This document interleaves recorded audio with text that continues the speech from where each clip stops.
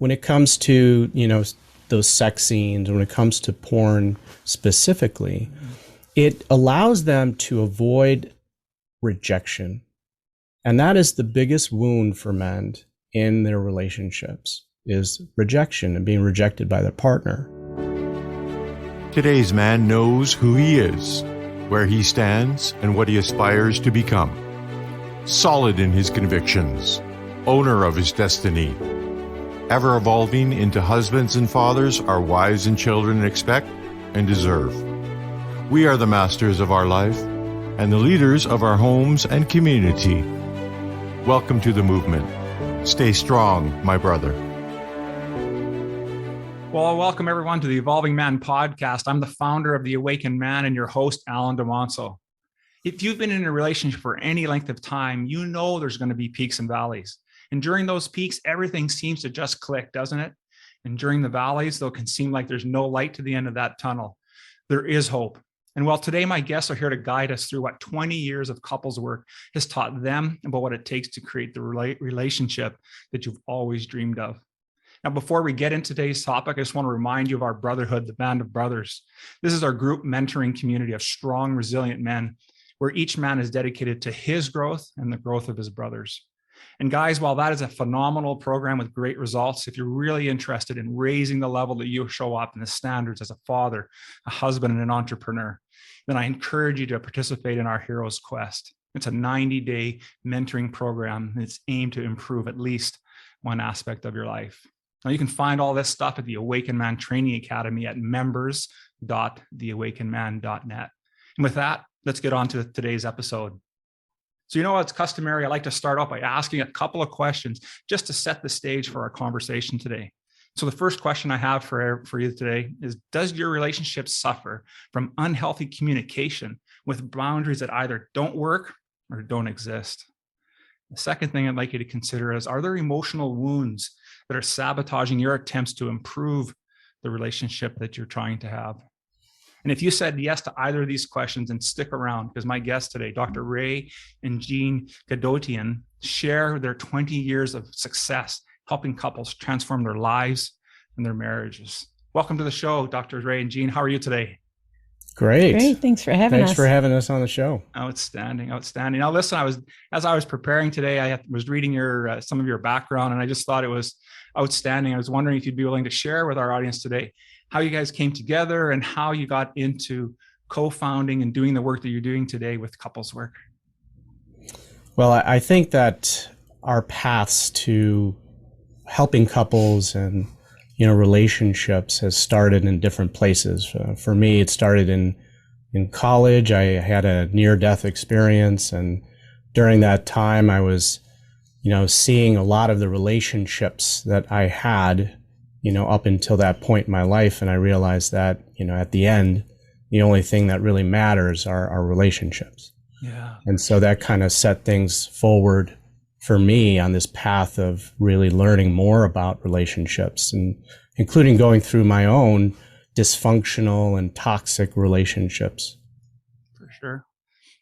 Yeah, I grew up one of 9 kids, and it is surprisingly kind of isolating and lonely, to be in that kind of competitive environment all the time. And so I have a really protective sense of self and not so much to partner, and had been in some pretty toxic relationships. And it was really about 5 years ago, and we'd already been together 20 years at that point, where I always was like, I could still do this by myself, and I decided to hike 1,000 miles. And that brought me to wanting to hike the John Muir Trail, which is a 200-mile hike in California. And so Ray decided he would join me, and we started practicing. And about a month before we were supposed to go on the big hike, he got an infection in his foot. And so we went to a campsite, and he stayed there while I hiked. And I hiked with our dog, and I got to this peak, and it was overlooking this beautiful lake.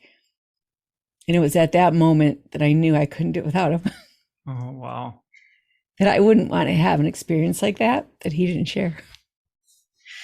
So that makes us really passionate about not just helping people have healthy relationships, but really a depth of connection, and what they could actually become, which is really a place of healing. And, I think the highest form of spiritual development we can have is being in partnership with another human being. I so agree. And that's so heartwarming. I think it's important for my audience is men. And it's so important for us men to understand that there are these significant emotional events that occur, and we don't necessarily recognize what's going on in our relationships until something serious happens. And both of you had that epitome, that final point that says, something's just not right here. And was that really the catalyst? Because I read somewhere that, didn't you guys get married on Valentine's Day or something like that? Like how much more romantic can you be? What's funny about that is that we didn't plan to get married on Valentine's Day. We actually planned to get married the following weekend, which was like the anniversary of us dating. But the church was not available on that weekend. It was available on Valentine's Day. So and this was before we even started our practice and started the work that we were doing with couples. And so, along the way, talk about those significant emotional events, is that the universe just kept kind of pushing us in this direction of the work that we do now, and even when we went through our education and experience, we were thrown into doing couples sessions, like traditional couple sessions in the psychology field. And we knew in being thrown into those sessions that it just was not effective, right? And it actually caused more harm than good. And so that is really what kind of pushed us into creating a model that really would work much better, much more effective in helping couples. Yeah, no kidding. That makes so much sense, because I think there is a lot of challenge. I know this is my second marriage. My first one was with a high school sweetheart, and while that was a phenomenal time in my life, I think as couples, I won't just pigeonhole men here, but I'll suggest that both men and women in our relationships don't necessarily understand how to be in the relationship. We model our parents. It might not, and this isn't necessarily the best model. Because I don't think they even understood how to do that. And when you go to couples therapy, sometimes those old ideas are still there, and it's hard for us to break free from it. So I really appreciate you. And I was going to ask you about kind of what your hero's quest, your journey was like as couples, but you've kind of already started touching on that and with these events. And so I want to ask then, what do you find now then is the number one problem that couples still have about or complain about in their relationships? Well, the number one complaint that couples have when they come and see us is that they have a communication problem. And I put that in quotes because most couples really don't know what that means.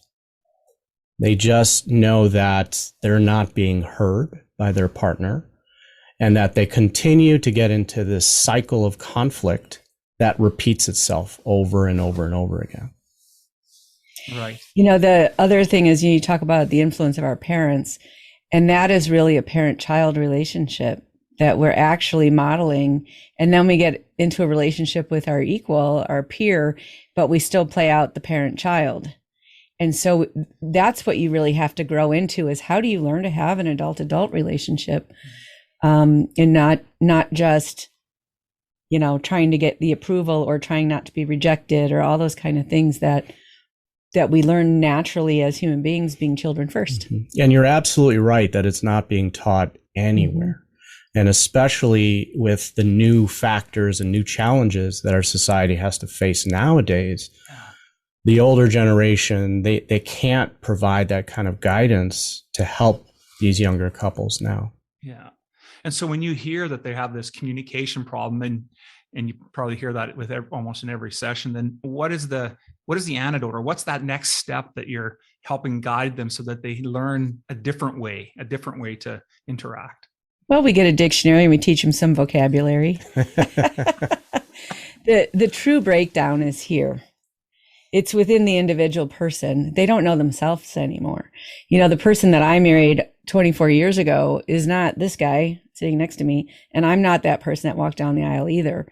And everything evolves and changes, and for some reason we get so stagnant with our own self and with our partnership, especially when life gets in the way. And so where's the time? Where's the time of reflection and the time of discovery? And, that's what you had when you were a kid. When you were a kid, you just, especially when there weren't phones, you'd wake up in the morning and you kind of look around at the ceiling and you'd contemplate stuff or whatever. And now we just have stuff in our face all the time, and it isn't our person. It's usually something much less satisfying. And so we get really disconnected from who we are.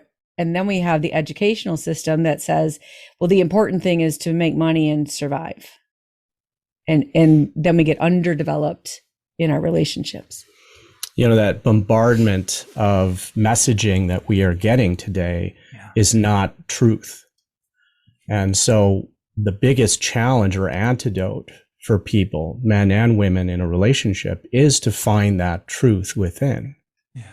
And it's not what we were taught growing up, right? It's what we are evolving to become.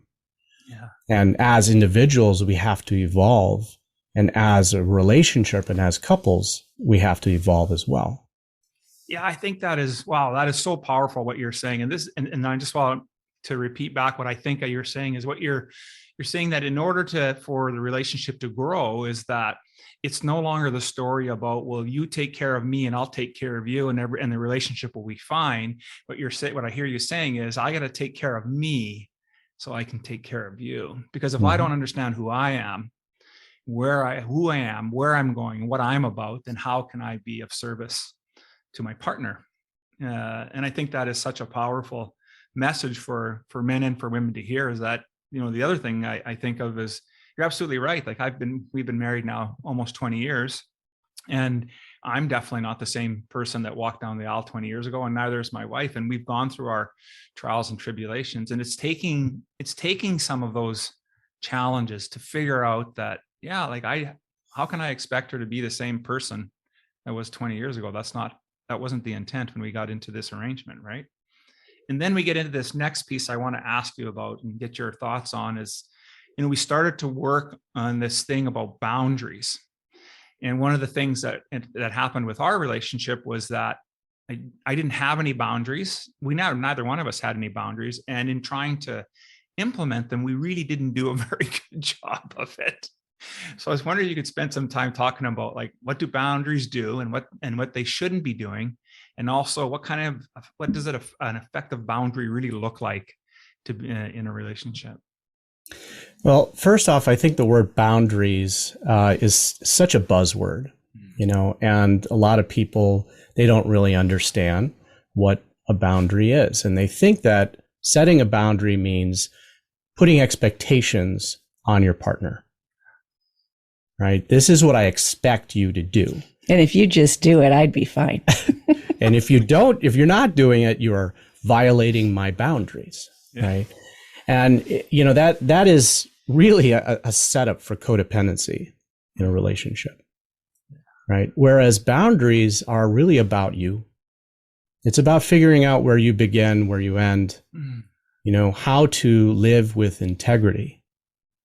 Love that. Right? And setting boundaries for yourself.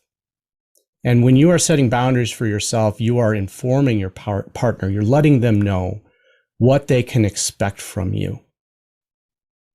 Yeah, that makes sense. Go ahead, Jean. Yeah, if I say that I don't like something, I have no control over if that happens or not. What I have control over is, what am I going to do if that happens? And most of the time, the person violating your boundaries is you. We ask couples that all the time. What's your deal breaker?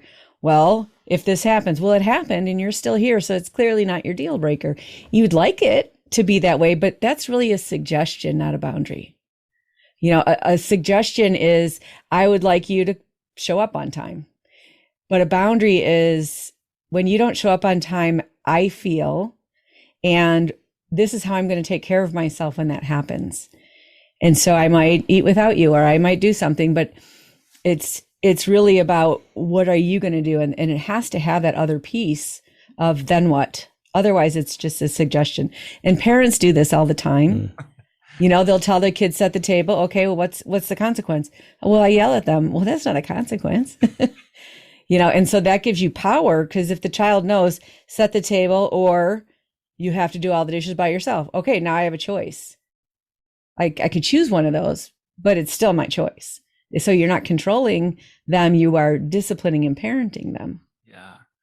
Boy, I really like the two things there. The first thing about talking about codependency. And I think there's, and that's becoming more and more, I'm becoming more and more aware of that in the conversations I'm having with men, especially because that's basically my market. And it's interesting how codependent the tendencies we have lean towards that. Not that we necessarily are, but our tendencies and our behaviors tend to lean to that. And so we get frustrated when things in our relationship are working out. And Jean, you make a great point, right? It's more of a suggestion than it was really taking care of ourselves. And likewise for our spouses and our partners, that they also have to look at how they're going to self-care for themselves.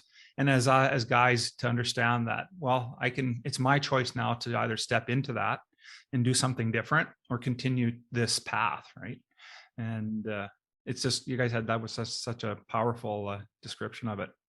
So I want to get into another interesting topic that I have with men, is that's about what does a healthy sexual development look like for a long-term relationship. Now, I think you guys said you've been married for 20 years at least, and I'm in that point. So let's face it, there's lots of embers sitting there, but the flame isn't like it used to be 20 years ago. So what does a healthy sexual development look like in a longer term relationship? Well, I would say that our flame is much better than it ever has been. Right on. and that is really something that happens in a developmental way past the 20-year mark and around the menopause mark. And it's a lot of work, and it's totally worth it.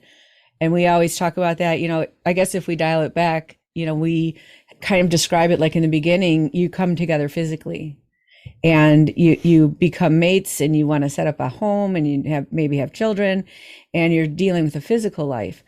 And then really the next 20 years are the mental merger, what we call the mental merger. Are you paying the bills? Can I count on you? Are you going to clean the toilet? Are you going to take care of the kids? If I drop the ball, will you pick it up? If I get sick, will you be there? How do we move in this world together? And you need a lot of consistent yeses with that in order to really have a solid, safe foundation. And sexuality during that part is, it's all over the place. It's selfish, it's service, it's chores, it's all sorts of obligatory. Yeah. Yeah, you have couples who are, going through infertility treatment, then it becomes almost like a job. And then there's the forging that happens. And that forging is really, it comes around that 20-year mark that Jean's talking about. And, for us, it started when our youngest son went to college. And so then we become empty nesters. And, couples are at that point in time in the relationship. A lot of them, either they continue on and they forge a stronger bond with each other, or they get divorced because they've been so focused on just the family and focused on day in and day out kind of obligations that they haven't been nurturing the relationship. And so now there's this fork in the road, and the opportunity is there for them to really invest in that next stage of sexual development. And I would say, for women, when we're in our years of puberty to becoming moms, that's the pick me phase. And your only concern is someone picking you. And then when you become a mother, it's not about you at all. It's just giving. And then when you make the next shift, it becomes all about you. And I would describe it as like everything I went through, all the pain of going through puberty comes up for healing. And all along the way for women, you doubt yourself. Whatever your truth was, you go, no. If I have these boundaries, then I'll probably be alone. Like no one's going to tolerate that. And I think, unfortunately for men, it's much more selfish. What can I get? I have needs. You should meet my needs. I'm competing with the needs of my children now. That kind of thing. And so when a woman gets to that place, at least for me, it was like, wow, everything I thought I was right. I was right what I was feeling at 15 and 25 and 32, and I didn't trust it. And now that I have that alignment within myself, I refuse to live any other way, even if it would mean I would be alone. And I think that calling, and we have a little different age gap. So I'm 5 years older, almost 6 years older than you. So I'm a little ahead of going through that kind of change. So I think you got kind of caught up in that wave. Well, I would say men go through their own little menopause as well, you know, and there is this shift that happens in priority. And, you know, Carl Jung talks about this, you know, morning of life and afternoon of life. And, you know, what was important to men in the morning of life is not important anymore in that afternoon of life. And we start looking at things very differently, very different perspective. And that focus and that devotion to your partner and devotion to your family and your children, you know, that becomes really the most important thing, including finding out your own connection with your own spirituality and what is your legacy. Yeah, I really love the answers you bring to the table today. So what I've heard is that from a sexual development perspective, we start with this physical piece. So it's that when I talked about that flame that, you know, that just burns hot. And then we move into that more of a mental perspective, right? Because now life's kicking in. We've got kids to take care of, we've got bills to pay, all of that.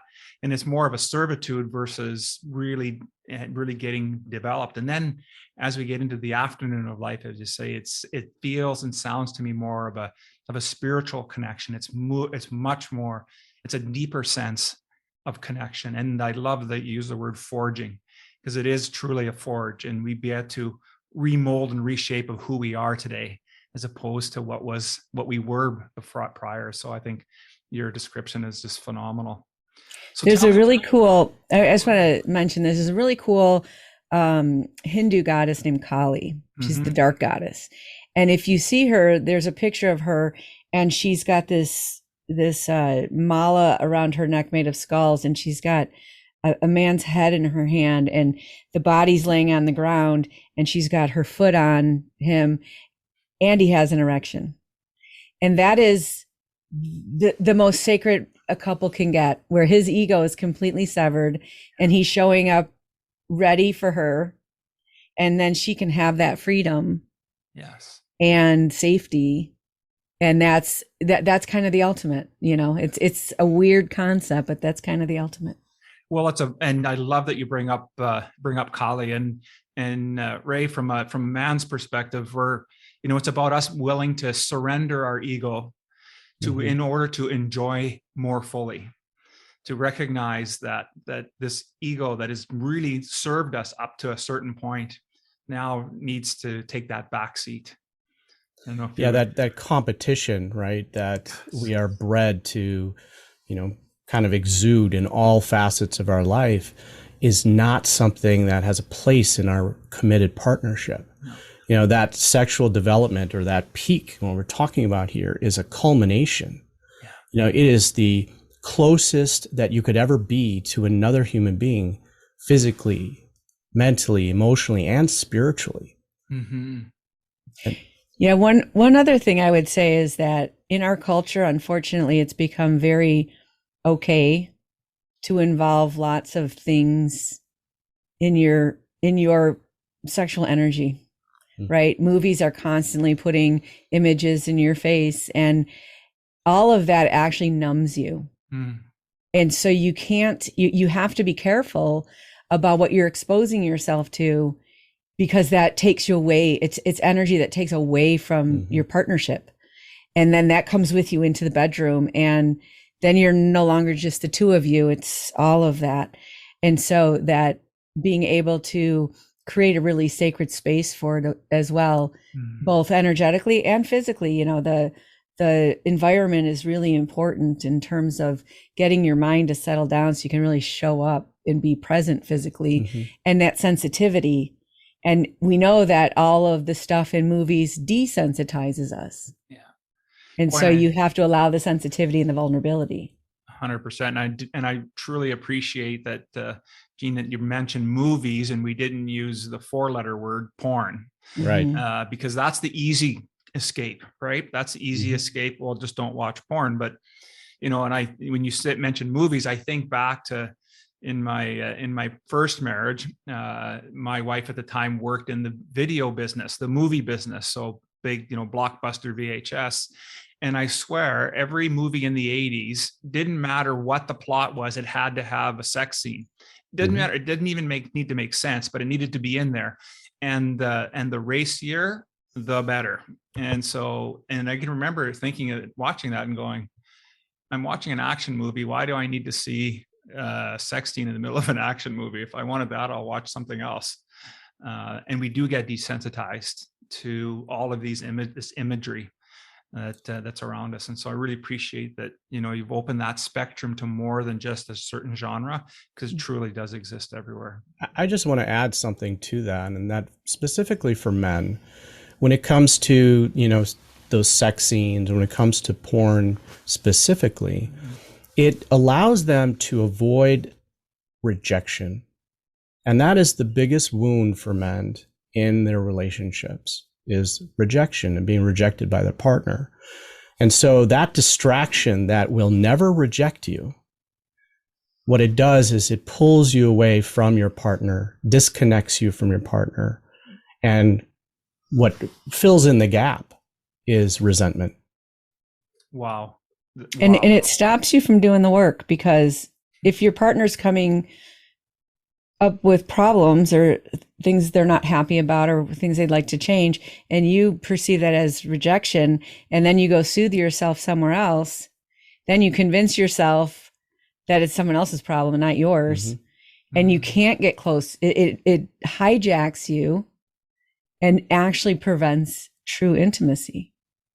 Wow. That's phenomenal. Unbelievable. Great insight. So listen, earlier on in our conversation, you started to touch on why marriage counseling actually can damage a marriage. And just wondered if you wanted to expand just a little bit more on that, about how you've recognized that and pivoted and created a different way of counseling folks. My doctoral dissertation actually centered around this topic, just because most people don't know that traditional marriage counseling has the worst success rate of all therapies across the board. And there's several factors that go into that. 80 to 90% of the time, it is the man being dragged into marriage therapy. And that's because maybe there's an ultimatum, right? 80 to 90% of therapists and marriage therapists out there are female. And so right off the bat, the man is outnumbered. And the therapist is usually put into a position of being a referee. A lot of them and a lot of therapists out there are not trained to work with couples. They actually are generalists. And maybe a portion of their caseload are working with couples, but there isn't really any formal training necessary in order to call yourself a marriage therapist. And so the general public doesn't know this, that one person saying that they're a marriage therapist is not the same as another person saying they're a marriage therapist. Interesting. When you consider the research done with boys that are raised by single moms and the absence of the father, the boy thinks you're teaching me how to be a girl. So if you say don't hit, that's what girls do. So I'm going to hit more. Or I'm going to do these other things because I don't know where the boundary is of being a man. I don't have a man showing me. And so when you have a female therapist, what's the guy learning? Right? How is he learning how to really show up on his side and that piece? And if you think about historically, boys, when they got to a certain age, 13, 14 years old, they would go be apprentices somewhere. And that was a long process where they lived in another person's home and they were taught to respect the girls in the home and they were taught how to be a man in the community as well as their trade. And so there was this ushering into adulthood that boys need, especially even more than girls need. And there is nothing like that in our community anymore. The closest thing we have is like the military or police force or gangs or fraternities. And none of those are really interested in helping you be a better man.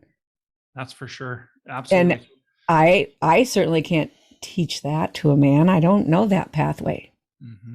And so that's another big part of why we decided to work as a couple. That's interesting. In that way, you brought that up. Yeah, in that way, we're able to balance any gender bias that occurs right off the bat. And for me to be able to work with the husbands and help them figure out how to step up and be the best husband that they can be, and be the best man that they can be, best father they can be, and redefine that for themselves and not live up to the expectations that their wife is putting on them, right? But live up to their own expectations. That's when they show up in the marriage wholly. Oh, that's beautiful. That's so beautiful. And you're absolutely right, Jean. That's the challenge of today's society is that men have lost that initiation phase, that true transition, and I think back to some of the great, the movies in the past where they always had that piece, truly Joseph Campbell's hero's journey, where they really they go through that process. And what process do we have today as men to go from boyhood and transition into manhood? We don't really have it. And it's why we struggle. We struggle as men to be present in relationships because we don't know who we are yet. And we have a false identity based on what society has said, that this is what masculinity looks like, and this is what femininity looks like, and this is how you be a man, and this is how a woman should be. But we don't take the time to really discover who we are individually. And we're really trying to gender neutralize everything. Right on. And so one of the other things that I see a lot working with women is, we all go to school together, and those are our initiations. Like, okay, we graduate. Now we got our bachelor's, now we have a master's, whatever it is. Boys and girls are all doing the same. And so women don't learn how to do what I say, drop the hanky. They want to, well, I can do everything. Okay, well, that's really lonely. And there are something that you are specifically designed to do in this world as a female person. And the way that you're wired and designed is different. And we should celebrate those differences and not neutralize them. And that's how you find the value in being the man and being the woman and not just the same, if that makes sense. Yeah, it totally makes sense. I have visions of having this centered masculine and feminine aspects of ourselves. When I work with men, we talk about having a centered masculine and being able to have and utilize the feminine aspects within ourselves. And then when we need to raise the level up and be a little more assertive and do the things that men those attributes tend to show up for men, that it's okay to do that. Likewise for women, that it's not a either or situation, that it's a combination of things, and it's how we integrate it and express it is the work that we need to do. That's interesting because we've podcasted couples where the guy's the stay-at-home dad and the wife works, and they literally shift, and he becomes much more sensitive and emotional and intuitive to the kids, and she's much more, and you see it in same gender couples as well. Someone's going to align more on the feminine side and someone on the masculine side, because we need that. Just like you have to have a positive and a negative on a battery for there to be a energy flow and a spark. You need it. 100%. Absolutely. Mm-hmm. So we started to touch on some red flags in relationships. And I was just wondering what you also reference yellow and blue flags. And what are those things that we should be looking out for in a relationship?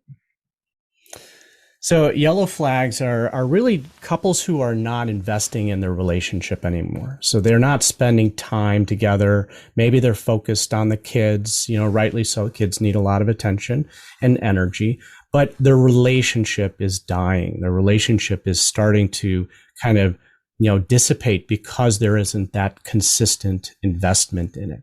So they're not spending time together. They're not doing new things. They are not sleeping together. Yeah, sometimes they're sleeping with their kids. So this isn't stuff that is necessarily damaging to the relationship, but it more erodes the bond over time. It's like starving something that's alive, right? It's just not being fed. It's not, you're not poisoning it, but you're not feeding it. And so those behaviors over time, that's where you get to the 20-year mark and you look at your partner like, all right, we're pretty good business people. We can run a house together. We raise some kids together, but who are you? Yeah. And who am I? So they're typically starving as individual people. They're not really investing in themselves very much and not the relationship. So those are the yellow flags. The blue flags are kind of, you think about code blue in a hospital, right? The relationship is dying because there are some really concerning behaviors that are going on. There's, deceit that's going on. Maybe people are kind of hiding conversations that they're having with opposite gender, friends, or they are also, hiding finances. They're spending money on things that they're not telling their partner about. Yeah. So these are secrets, and these are things where they're taking the energy that should be in the relationship and they're putting it outside of the relationship at the expense of their partner and not combined with their partner. So yeah, investing in having a more intimate conversation with another opposite gender person than you're having with your spouse. Hiding your passwords, doing things online that you don't want your partner to know about, them not knowing where you are, not being open and transparent about who you are.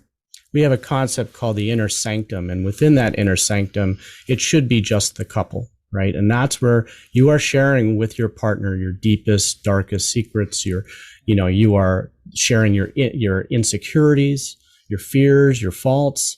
And a lot of times what couples do is that they bring someone else into that inner sanctum. Maybe they're talking to a parent, more than they're talking to their spouse. And maybe they're talking to a friend more than they're talking to their spouse. Or their children. Or their children too, right? And so that erodes that relationship and definitely erodes trust. For sure. And then, the red flags are the real toxic stuff, addictions and abuse and that kind of stuff that is affairs. Yeah, for sure.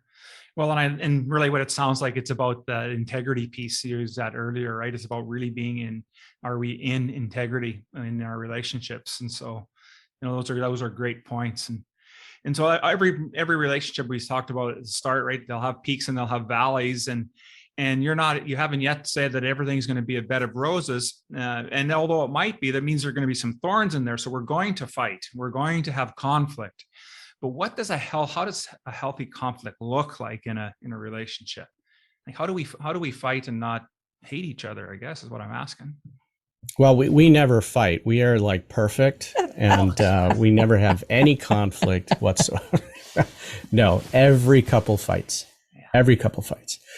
Fighting and conflict is inevitable in every relationship. Right? I use the example of a credit card.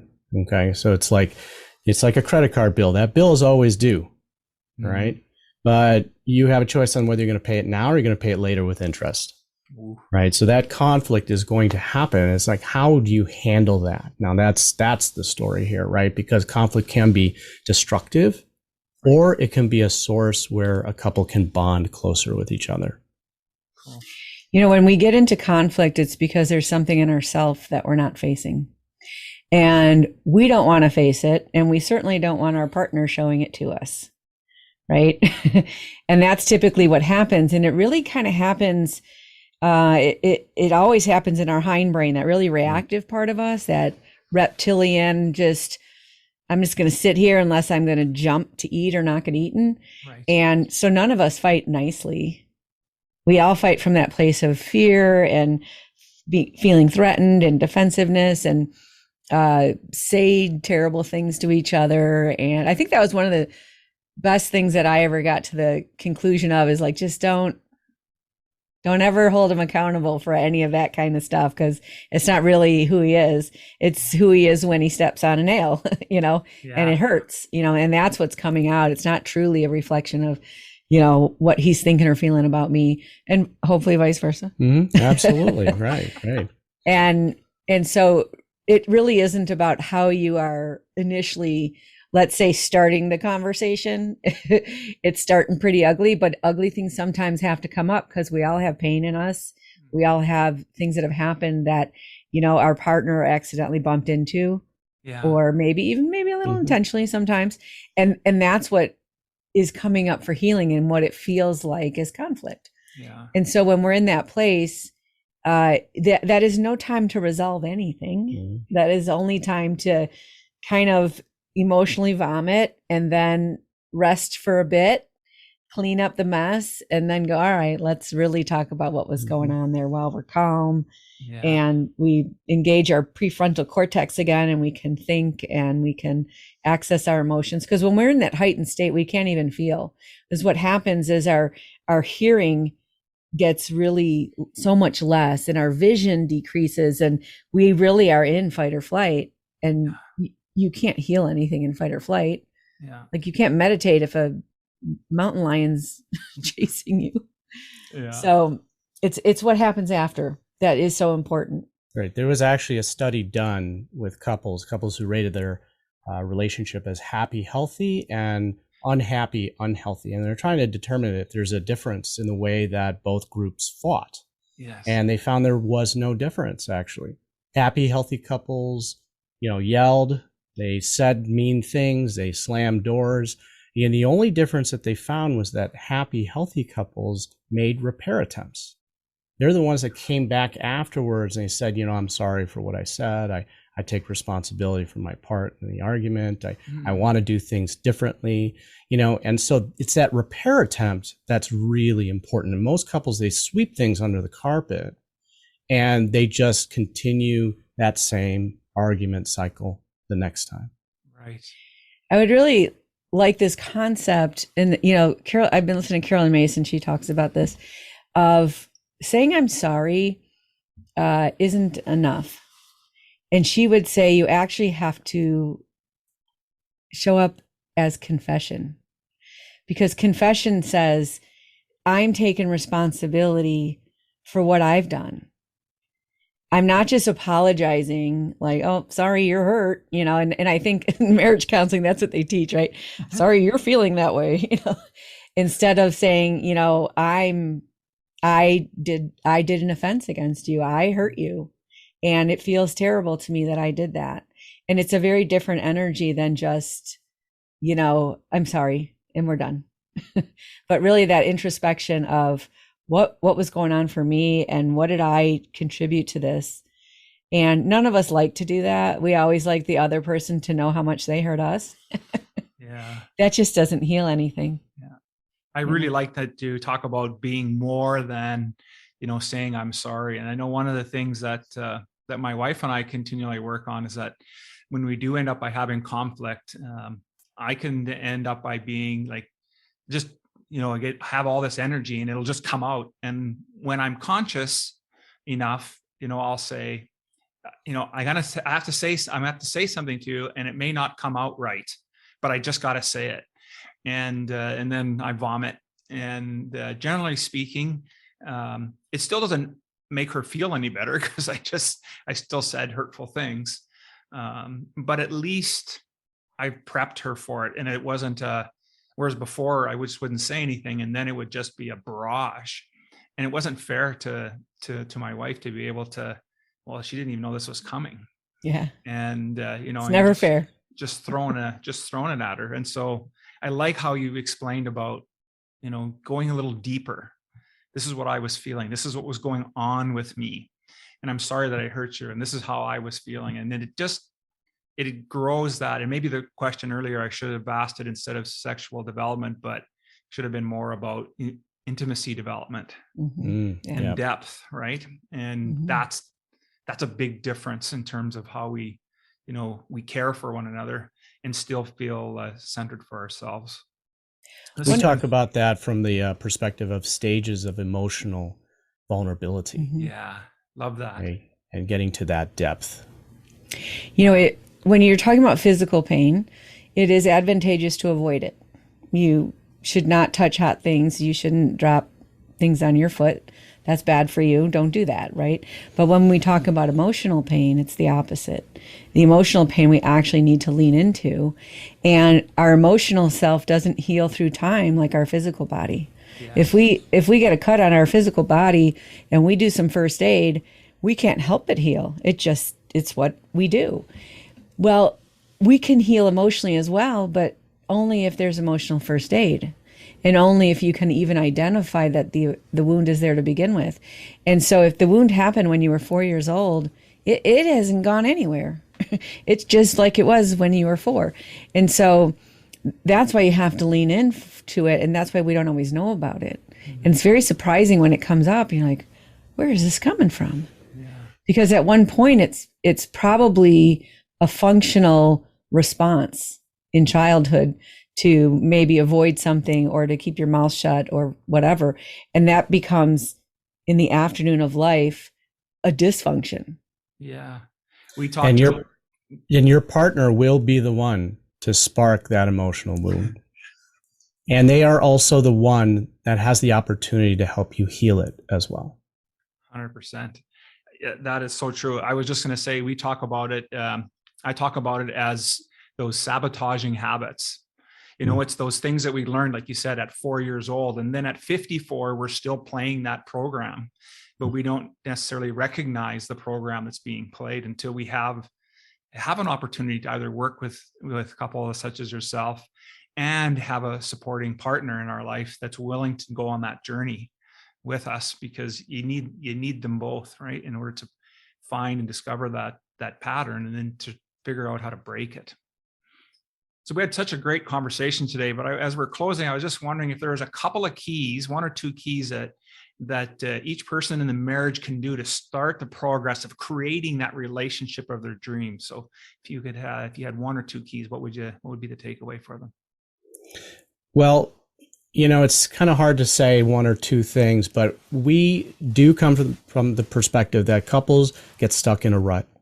Right. And it's very hard to get out of that rut. And so you have to do something really shocking to kind of send this message in the relationship that we want something different. So spending time together is really important. But one of the things that we say is sleep naked together. Cool. That skin to skin contact is so beneficial for us. It decreases anxiety, decreases depression. It makes us feel safe in the world. And so that and exciting and new experiences are really important things, because that changes up the brain pattern. But I would say, if we're going to go high level, honesty. You really can't deal with anything if you are lying, first of all, to yourself. And second of all, to the world. And it's not a violation to your partner. It's a violation within yourself. And we are unfortunately domesticated to lie, right?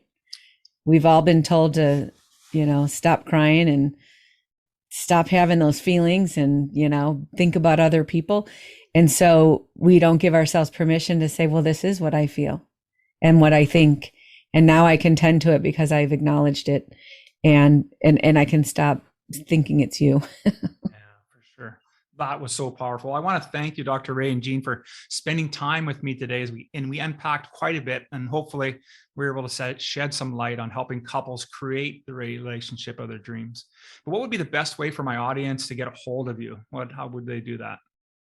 Well, they can visit us at our website, couplessynergy.com. That would probably be the best place.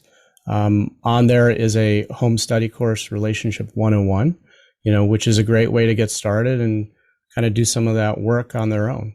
Excellent. Yeah, those skills that you learn in Relationship 101, they're like foundational. They're like learning another language that we were just never taught. And so you really need that kind of immersion into it in order to really shift from those dysfunctional things that you are responding to from wounds as a child to something much more productive and functional in growth as an adult. Right on. Well, thank you so much. I'll make sure to put those notes that information in the show notes, so folks will be able to get a hold of it. You can reach out to you. I know you also have a couples coaching program at gocouplessynergymethod.com. So we'll make sure they get that information. Just want to thank you once again for spending time with me today. It was a phenomenal interview, and you're doing such great work in the world out there, and I really appreciate having you on the podcast today. Thanks for having us. That's a lot of fun. And, we need more men that are helping in that initiation process. So absolutely. The work you're doing is awesome. I appreciate that. Thank you so much. Thank you for listening to the Evolving Man podcast. Are you ready to own your destiny? To become more the man you are destined to be? Join the brotherhood that is The Awakened Man at theawakenedman.net and start forging a new destiny today.